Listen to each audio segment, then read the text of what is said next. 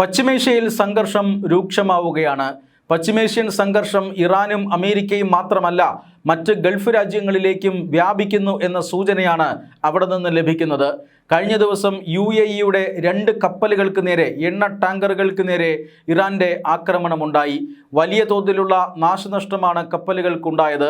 Missile ആക്രമണമാണ് നടന്നത്. Cruise മിസൈലുകളാണ് ഈ കപ്പലുകൾക്ക് നേരെ ഇറാൻ തൊടുത്തുവിട്ടത്. ഹോർമൂസ് കടലിടുക്കിൽ ഈ ഒമാൻ തീരത്തുകൂടിയുള്ള തെക്കേ പാതയിലൂടെയാണ് കപ്പലുകൾ നീങ്ങിയത്. ഈ കപ്പലുകൾക്ക് നേരെയാണ് IRGC മിസൈൽ പ്രയോഗം നടത്തിയത്. ക്രൂയിസ് മിസൈലുകൾ പതിച്ചതോടുകൂടി 2 കപ്പലുകൾക്കും തീപിടുത്തമുണ്ടായി, വ്യാപകമായ നാശനഷ്ടമുണ്ടായി. ഒരു ഇന്ത്യൻ നാവികന് ജീവൻ നഷ്ടമായി, 8 പേർക്ക് പരിക്കേറ്റു. പരിക്കേറ്റവരിൽ 4 പേരുടെ നില ഗുരുതരമാണ്. ഈ പരിക്കേറ്റ 8 പേരിൽ 6 പേരും ഇന്ത്യക്കാരാണ്, 2 പേർ യുക്രൈൻ നാവികരുമാണ് എന്നതാണ് ലഭിക്കുന്ന വിവരം. മൊംബാസ, അൽ ബാഹിയ തുടങ്ങിയ 2 കപ്പലുകൾക്ക് നേരെയാണ്, എണ്ണ ടാങ്കറുകൾക്ക് നേരെയാണ് ഇറാൻ സൈന്യമായ IRGS വെടിയുതിർത്തത്. ഹോർമൂസ് കടലിടുക്കിൻ്റെ ഒമാൻ തീരത്തുകൂടി അമേരിക്ക താൽക്കാലിക പാത ഒരുക്കിയിരുന്നു. അതുവഴി കടന്നുപോയ കപ്പലുകൾക്ക് നേരെയാണ് ഇപ്പോൾ ക്രൂയിസ് മിസൈൽ ആക്രമണം ഇറാൻ്റെ ഭാഗത്തു നിന്നും ഉണ്ടായിരിക്കുന്നത്.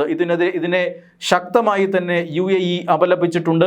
ഇത്തരം ആക്രമണങ്ങൾ ഒരു കാരണവശാലും അനുവദിക്കില്ല എന്ന് UAE പറഞ്ഞിട്ടുണ്ട്. ഇറാൻ്റെ തീരത്തോട് ചേർന്നുള്ള കപ്പൽ പാതകളിൽ മൈനുകളടക്കം പാകിക്കൊണ്ടാണ് കപ്പലുകളെ ഉപരോധിക്കുന്നത് ഇറാൻ. എന്നാൽ ഇപ്പുറത്ത് ഒമാൻ തീരത്തുകൂടി അമേരിക്ക സമാന്തര പാത ഒരുക്കിയിട്ടുണ്ട്.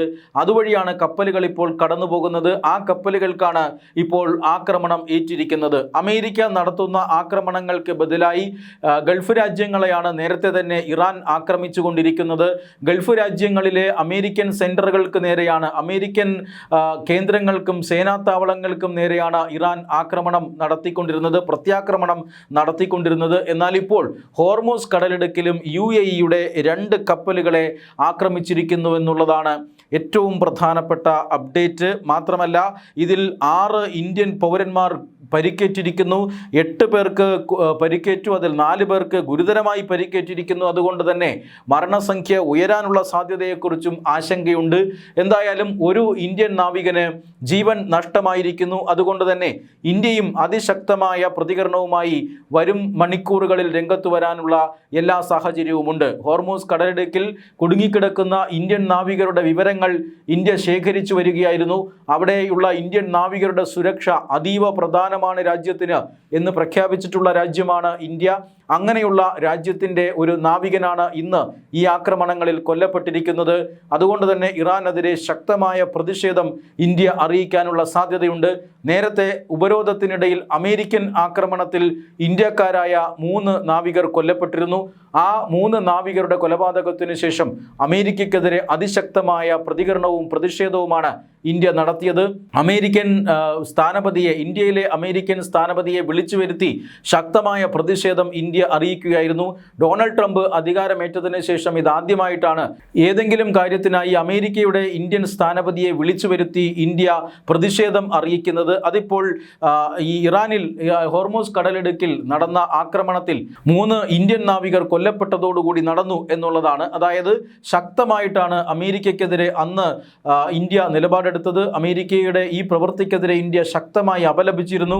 ഇപ്പോൾ ഇറാൻ്റെ ആക്രമണം കാരണം, IRGCയുടെ ആക്രമണം കാരണമാണ് 2 കപ്പലുകൾക്ക് വൻ തീപിടുത്തമുണ്ടാവുകയും 6 ഇന്ത്യക്കാർക്ക് പരിക്കേൽക്കുകയും ഒരാൾ മരിക്കുകയും ചെയ്ത സാഹചര്യമുണ്ടായത്.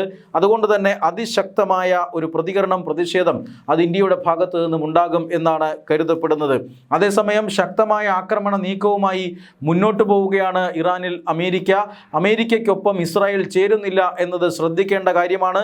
മാത്രമല്ല, അതിനോടൊപ്പം തന്നെ ഇസ്രായേലിൽ നിന്നും 10 യുദ്ധവിമാനങ്ങൾ അമേരിക്ക തിരിച്ചു വിളിച്ചതായും റിപ്പോർട്ടുകൾ ഉണ്ടായിരുന്നു. അമേരിക്കയുടെ F-22 റാപ്റ്റർ സ്റ്റെൽത്ത് ഫൈറ്റർ ജെറ്റുകളാണ് ഇസ്രായേലിലെ ഓവ്ഡ വിമാനത്താവളത്തിൽ നിന്നും അമേരിക്ക തിരിച്ചു വിളിച്ചിരിക്കുന്നത്. 10ഓളം വരുന്ന F-22 യുദ്ധവിമാനങ്ങൾ, ഇതെല്ലാം അത്യാധുനികമായ യുദ്ധവിമാനങ്ങളാണ്. ഈ യുദ്ധവിമാനങ്ങളിൽ 10 എണ്ണമാണ് അമേരിക്ക ഇസ്രായേലിൽ നിന്നും മാറ്റി UK കൊണ്ടുവന്നിരിക്കുന്നത്. ഇത് സാധാരണ യുദ്ധരംഗത്ത് നടത്താറുള്ള റീപൊസിഷനിങ്ങിൻ്റെ ഭാഗമായിട്ടാണ്. റീപൊസിഷനിങ് ഓഫ് എയർ അസറ്റ്സ് എന്നാണ് അമേരിക്ക വിശദീകരിക്കുന്നത്.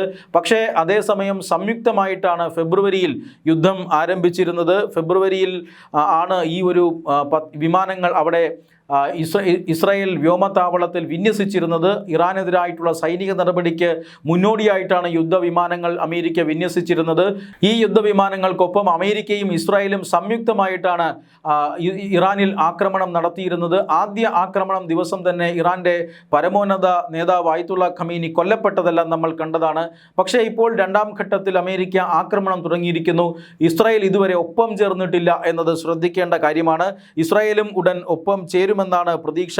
അതിനിടയിലാണ് ഈ 10 യുദ്ധവിമാനങ്ങൾ അമേരിക്ക തിരികെ എടുത്തു, UK മാറ്റി എന്ന വാർത്ത വരുന്നത്. എന്തായാലും ആക്രമണം കനപ്പിക്കുകയാണ് അമേരിക്കയും ഇറാനും എന്ന കാര്യത്തിൽ തർക്കമില്ല. ആ ആക്രമണത്തിനിടയിലാണ് ഇപ്പോൾ 2 UAE കൂടി പ്രകോപിപ്പിച്ചുകൊണ്ട്, UAEയും ഇന്ത്യയും കൂടി പ്രകോപിപ്പിച്ചുകൊണ്ട് 2 കപ്പലുകൾക്ക് നേരെ ഹോർമൂസിൽ ആക്രമണം നടന്നതും അതിൽ ഒരു ഇന്ത്യൻ നാവികന് പരിക്കേൽക്കുകയും ചെയ്തത്.